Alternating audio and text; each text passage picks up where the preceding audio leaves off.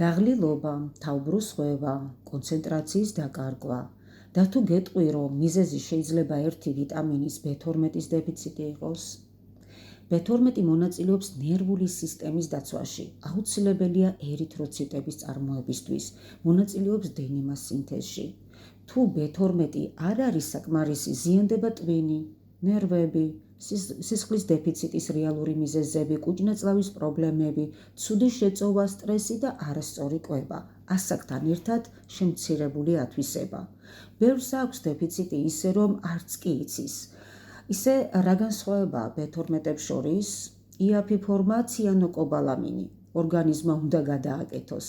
მეთილკობალამინი პირდაპირ აითვისება, უკეთესი შეწოვა, სწრაფი შედეგი, რეალური ეფექტი ენერგიაზე და ნერვულ სისტემაზე. მაგალითად, Forever Living Products-ის პროდუქტებში აქცენტი კეთდება ხარისხზე და ბიოშეღწევადობაზე, რაც რეალურად განსაზღვრავს შედეგს. B12 არ არის უბრალოდ ვიტამინი, ეს არის შენი ენერგია და ტვინის მუშაობა. თუ გინდა გაიგო, გჭირდება თუ არა და რომელიმე ფორმა, მომწერე სიტყვა B12.